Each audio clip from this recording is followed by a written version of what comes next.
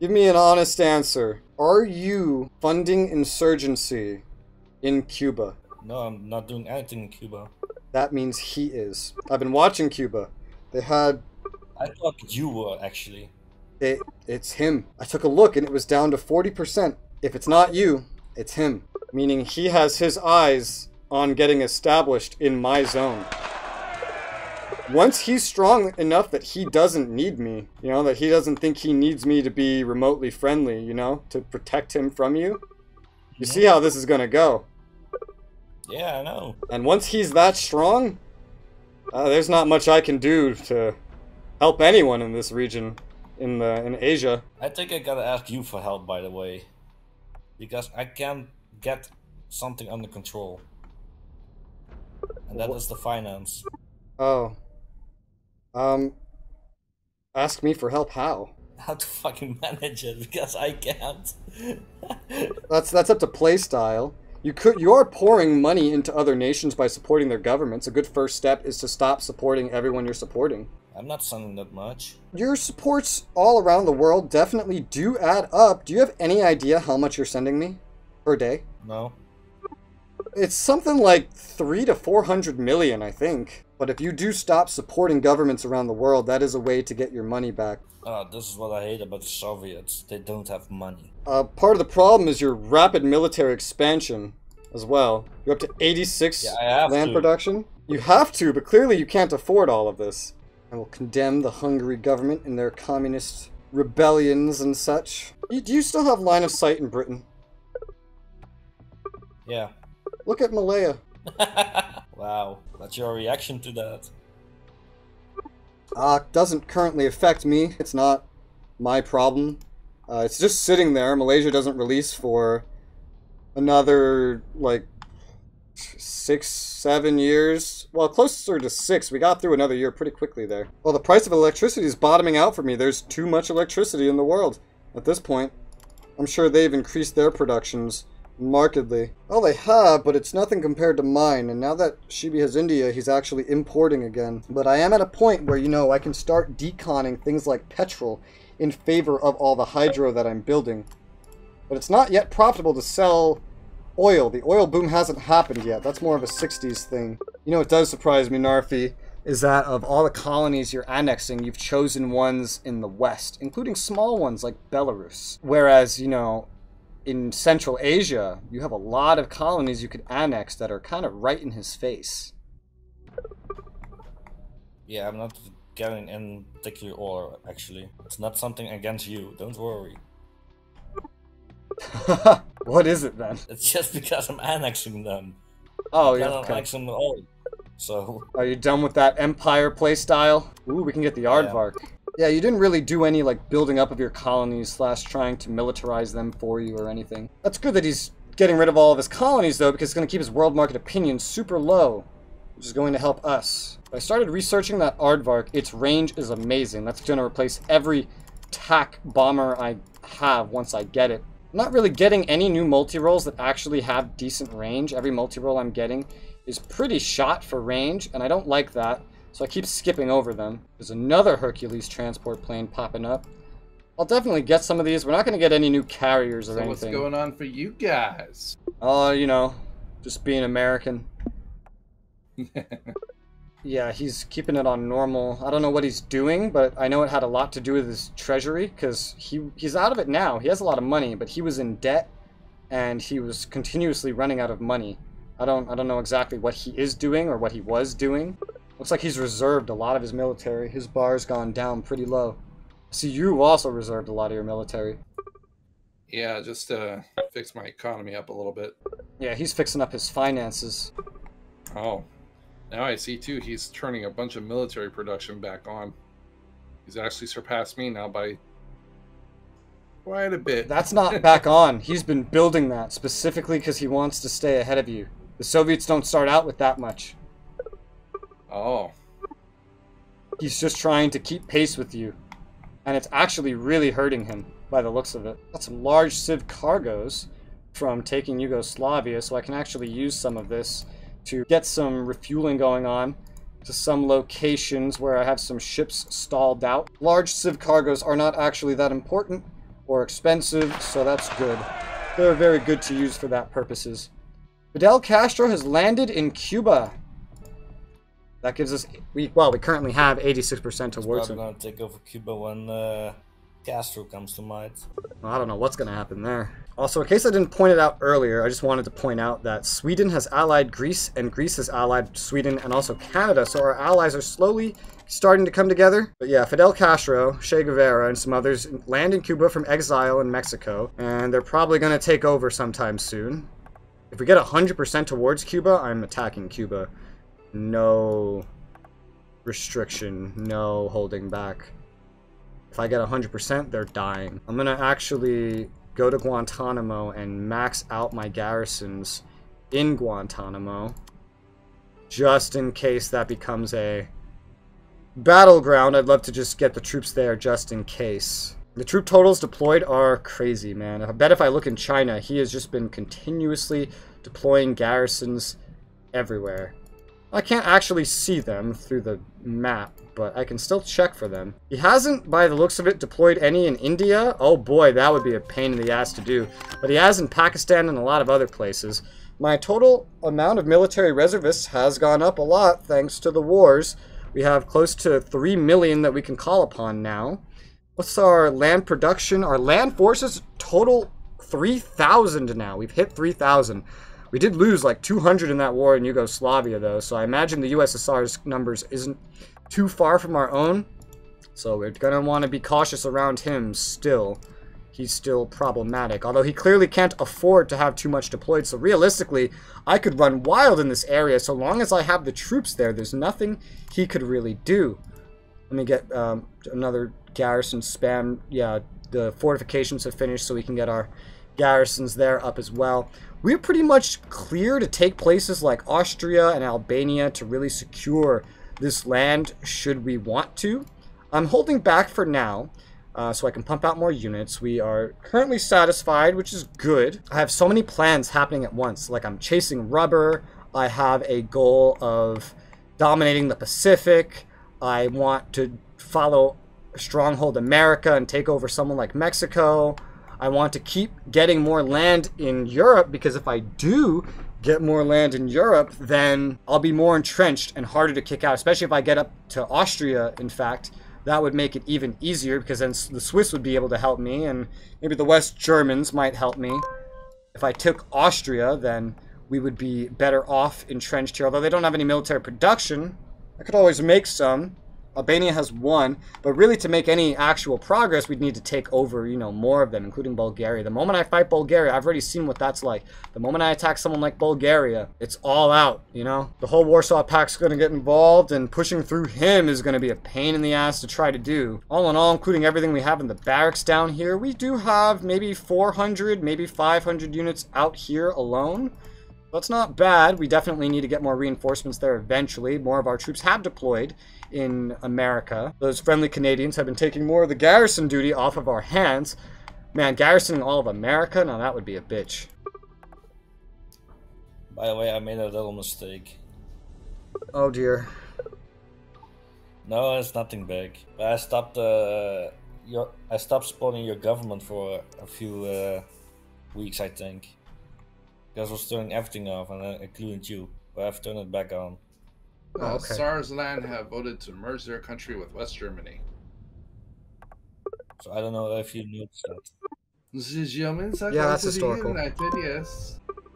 Because are you still supporting me, by the way? I am currently supporting you, yes. Alright. So you're gonna absorb Lithuania, Latvia, and Estonia, Narfi, as well? You swallowed up everything else. That is Russian knowledge, not Chinese. Oh, I see. Oh.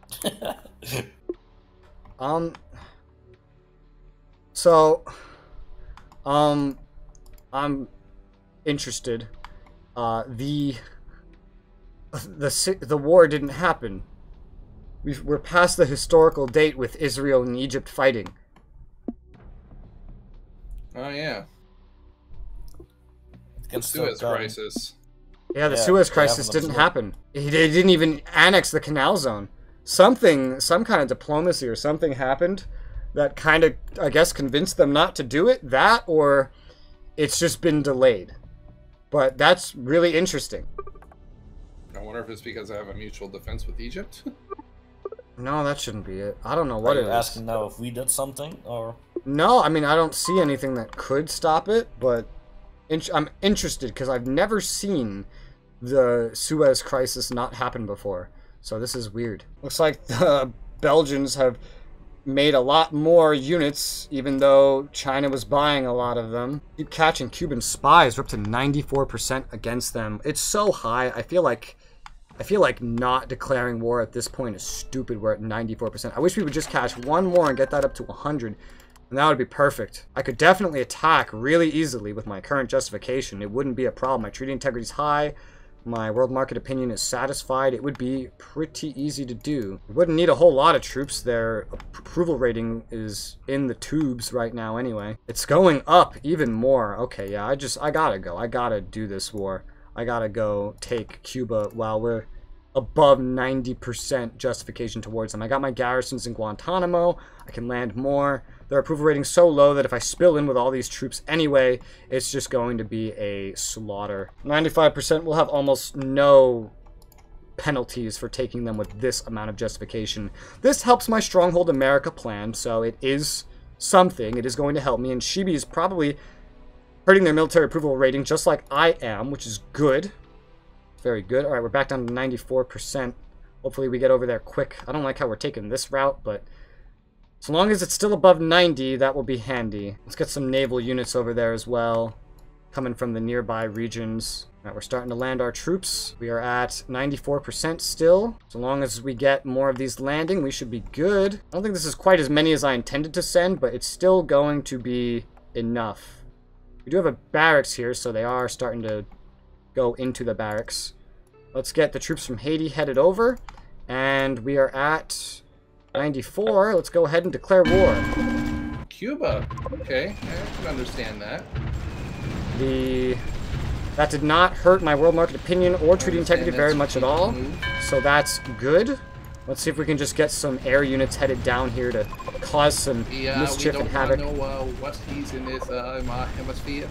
Yeah, I'm sure Shibi's a little disappointed by my move there, because it fucks with him.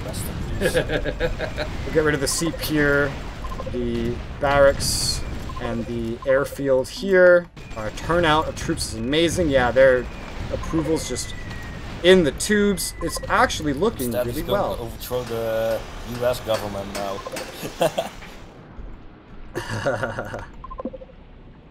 I wasn't going to do this anytime soon, for the record. This is an invasion of circumstance. They kept spying on me, so I kept getting justification towards them. I got it up to like 94% before committing to this invasion. Oh, nice. You're really getting your wars for free, aren't you? No. Only some of them. I got Haiti above 90, I believe. I got Guatemala at like almost 100 or about 100. I got Cuba at 94. It's not free unless it's 100, but yeah, they're kind of fucked now. Alright, let's sail. Yeah, pretty much all my wars were free because they were all declared on by me. So yeah, that is, yep. That's true. Alright, cool. So we can repair everything we just got. But I haven't seen you that lucky, that much, with your justification. I'm going to move a lot of these units out of here because I don't need them here. Cuba's not that important at the end of the day.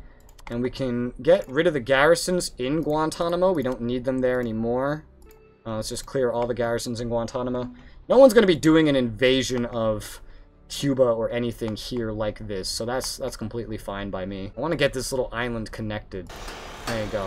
So we don't have to have a sea pier here, because a sea pier here isn't actually very good to our situation in the region, and the barracks here is completely unnecessary anyway. We have 3 seaports here as it is, and honestly, that's more than enough.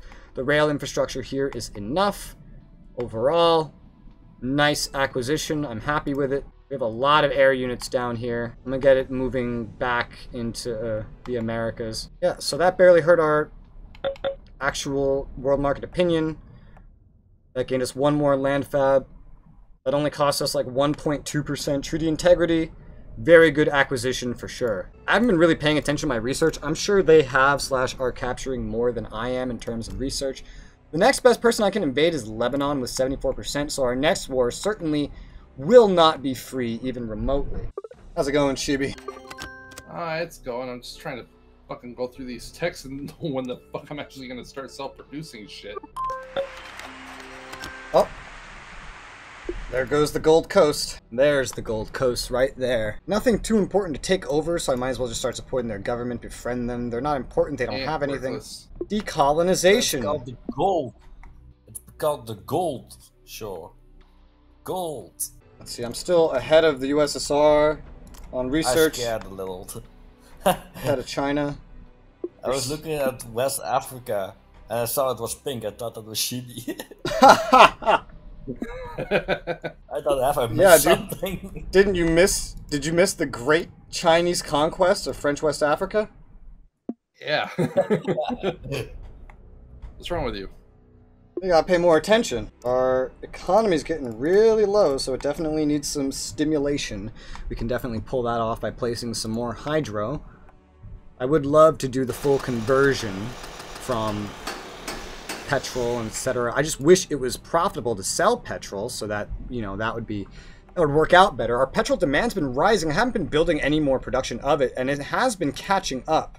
Coal will probably never be profitable. The fact that we're exporting this is already just retarded. I don't even know why I allow this to happen. I'm just going to start turning off a bunch of coal mines. I could realistically start scrapping them. I just haven't needed the financial efficiency because I haven't been short on my finances, like, ever. So let's go ahead and just turn it off down to like 50 and we'll see where that lands us in terms of coal usage. We won't accidentally be overproducing or anything. Metal ore is actually profitable to export, amazingly. Uranium's definitely not. We produce this much. We don't need to make this much. I'll leave that inefficient for right now. That's fine. Let's go ahead and build some hydro up here in, I believe, Michigan as well. We're building 74 of these things now, and somehow we have the indie goods to keep this going. Like, half of my indie goods production goes into consumer goods right now, but half of it's going into construction, so we actually have a good amount of indie goods. We're not going to be short on it for a long while. The price of military goods has gone down like crazy. I do believe both of them are probably still exporting. Oh, no, maybe not. Maybe they've stopped exporting, both of them. I have way more production than any of them, and my stockpile is so large they'd have a impossible time trying to actually outdo my stockpile unless they just make, you know, a hell of a lot more. We have so many petrol and so many coal plants, it's actually ridiculous. Alright, cool. So this is actually a pretty good number for the coal. I'll actually bring it back up to 60 because we're actually pretty close here and the usage is probably...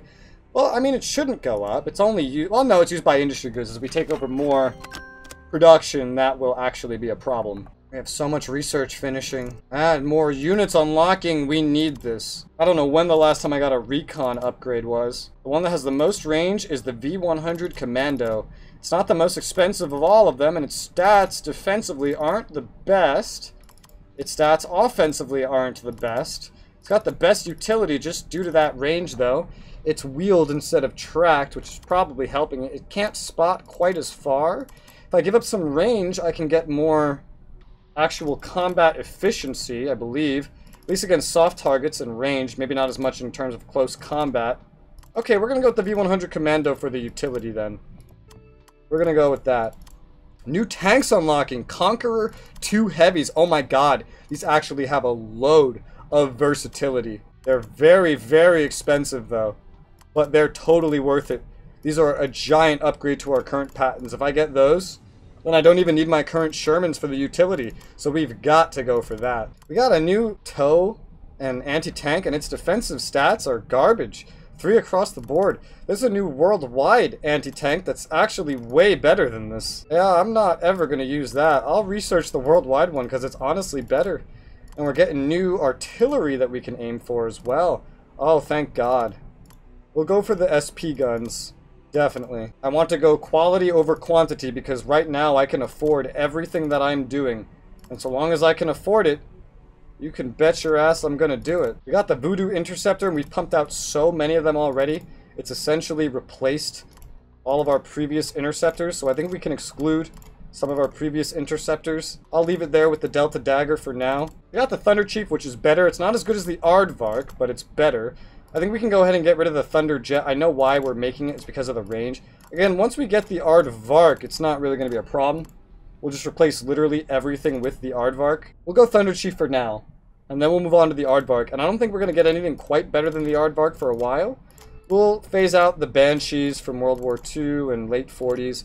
We'll phase out the Lightning. I'll leave it with the Thunderbolt and the Demon for right now, but I do need to narrow some of these down for sure. Hey, we're actually building some U2 Recon. That'll be handy. We're getting an idea of what we're looking at. Look at their defense. Oh my god. That is amazing. These things are really special. I'm going to start phasing out my older submarines in favor of my first ever nuclear submarines. Currently the Nautilus. That will help in the long run. We're still pumping out World War II Iowas because they're pretty fucking nice. But once we get the, I believe it was a nuclear capital ship, we're going to want to phase these out because they're very expensive to maintain. And they're not going to be nearly as good as the Cold War battleships that are coming up. We can phase out the Norfolk. We're not even making it right now for escort ships. You definitely phase out the PC anti-sub patrol boat. Kazakhstan has surrendered. He's annexed that. His military bar is full. Oh man, dude, they're still building more military. He's up to 87 land.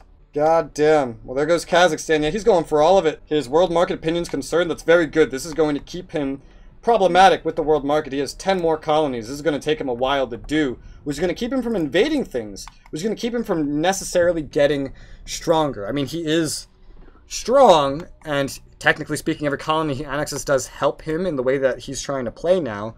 But it's going to slow him down because he could have just utilized the colonies instead of doing what he's doing now. See, he still has some units off into the Warsaw Pact here. That's no bueno for us. We're not going to need to worry about Iraq in this history now that Iran's gone. So I'm going to get everything I can get up to non-aggression with Iraq so we can see into them, so we transit through them, just see what's happening. Have something next to him other than Saudi Arabia, which he might end up invading eventually anyway. Electricity is no longer profitable to sell. It's down in the same situation with oil. I mean, both are profitable to sell to our population, but hey, even timber is starting to get more abundant and less necessary on the market. This also could just have to do with our GDP going up. But the fact that is that our inflation's only at 5%. China's at 5.4 due to all his acquisitions. I'm surprised he's that good even after India. And 7% for the Soviets. Let's check the actual... Okay, so Soviets are up to 1.2k GDP. I'm at 3.7. And China's at 200.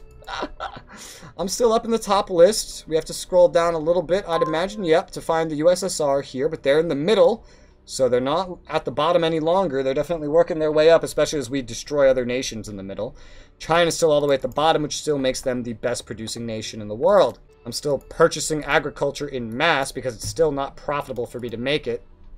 There's really no more opportunity goods for me. It's still profitable to make rubber. I'd love to have more rubber. But there's no acquisitions we can do for rubber right now except maybe going into China because he has now Indian rubber.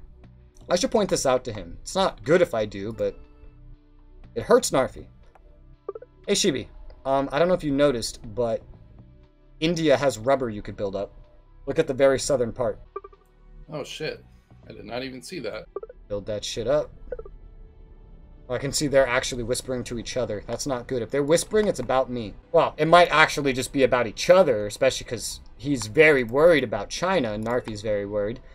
And I'm sure China is very worried about the USSR, but they could at any point try to turn something against me, that's for sure. That's why I have everything set up the way I do. I haven't gotten garrisons in Indonesia yet, because it's not at threat as much because it's an island. Let's look at the actual total deployed military forces, and we will find... Here we go. Yeah, we still have way more than the USSR deployed. China still has the most because he's garrisoning everything but India, honestly. I haven't built up anything over here with which to really have an excuse to garrison, but because it's so small, I will go ahead and place the garrisons at Sri Lanka, just so that island of mine doesn't get sniped. Indonesia would be a tough one. All of Oceania probably adds up to a decent amount of garrisons. None of it's fortified, so maybe not a whole lot, but it would definitely stress our current reserve personnel. I want to get more and more things garrisoned. Any diplomatic penalties or otherwise don't matter because we're not in the sphere situation. I'm pleased with the world market, so my warmongering capacity is actually increasing. That's very nice. We're skyrocketing the price of agriculture still. Man, look how many units everyone's lost so far. In total, China's lost over 3,200 units. The USSR over 1,600, and me a little over 300. Pretty brutal numbers on their sides, but the land gains also reflect somewhat the casualties. How's the situation over there in China? It's stabilizing. I can't wait till we get these new conquerors. It's going to make our current conqueror completely obsolete. It's going to have more movement than even the Sherman, and stats better than any of these. You know, once I get that, I'm modernizing the whole tank force. It's going to make everything so much easier. So how do you think this is going by enough for now? What do you mean? I'm just talking out loud, Ras. Just the playthrough in general. Very exciting, very aggressive.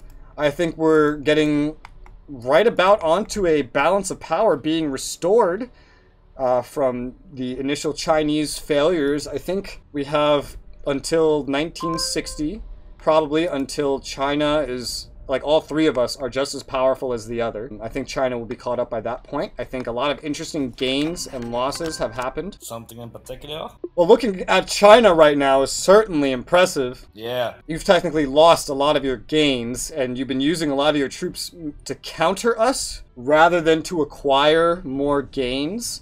So that has shown less of your own growth, but more casualties on the roster overall. And now the annexations are pretty interesting. You think so? Yeah, I think they're pretty interesting. Speaking of annexations, since the world market's pleased with us, our treaty integrity is so high, I'm going to go ahead and annex the colony of U.S. Hey, Palau. Rez, I think if I get freaking Malaysia first, I think he might actually try and go for Congo if it gets released. And what makes you think that? Because it's literally just about the only spot left with rubber. Natural rubber. There's more. There's also the stuff on the rest of Indonesia. But yeah, Congo's definitely a target for sure. I wouldn't be surprised, but I don't think he'll just let you have Malaysia. I think he'll give you a fight over it. Probably. By the way, a question in general. I was wondering about this. When you are a democracy and you lose your people support, you become a dictatorship. But is that the only time you can change government type?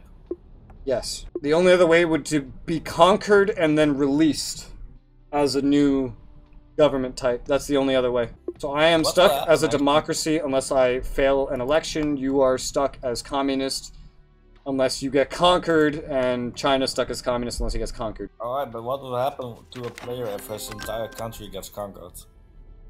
Well, he loses, but if he gets liberated, you could always reload and then, you know, play again. Yeah, okay. Anyway, I'm going to take advantage of the current slowdown to fortify my hold in the Pacific. If I take direct control of these colonies here, then I can build up more fortified islands. And the better the Pacific is fortified, and the more logistical control I have over it, the less likely any of them could conquer me fully, because all this stuff would be fully under my control. So let's start with US Palau. What does that do to me? We're satisfied. And we lost a decent amount of treaty integrity. It's more dangerous to me than an all-out war, honestly. So I'm going to decon what's currently here. We're not going to want any of this. And I'm going to replace it with an air base. I'm going to replace it with a seaport, and just generally all the fortification that I usually do when I take these places. Fortification. Run emplacement. Oh, we also got Kirimatai from US Palau as well. That's good. It's another place that we can build up. Technically speaking, Palau is more than just that island. It just doesn't represent on the map very well. They had, I don't know, like 2 islands total, I think. They were also given Kirimatai for some reason. I don't know why. Do you have it in the same area, or? Oh, no, it's... Oh my god, how many hexes away is this? The other island is 230 hexes away. Thousands of km away. Yeah, it's not logical at all. I don't know why they did it like that. I really don't. Let's up the price we're willing to pay for agriculture. It's all in this same theater, though, so that would help. It really does hurt us more than our invasions, because technically we don't have any justification to actually take these over, and technically there is a way to do that, but this isn't so harmful. There's only 3 more, and technically speaking we also have Puerto Rico we could annex But getting these naval bases and then getting them built up certainly expands our logistical reach. Besides, if I pace my actual expansionism with their expansionism a little bit better, then I keep them focused on each other, hopefully. So far, it's been working out pretty well. I've been trying to not expand too quickly, specifically because I want to keep them focused on each other. And certainly that's happened, although I did suffer some losses in a massive battle over Yugoslavia because that was just a little bit too far. That was throwing caution to the wind. I'm going to replace all of our old World War II AA with the newer Cold War AA. It's a lot more expensive, but it's a lot better. It has much, much farther range. It's more protected from air attacks, and it can actually hit high air targets. It's not as quick to react, but I think I need these for sure. Hey, we got the Green Berets, and my AI is actually making the Green Berets. I'm surprised by that. I didn't think he would. That's fine by me. They're a lot cheaper to make. They take longer to make, which is not the best, but their stats are far superior than any M75. That's probably why they're making them.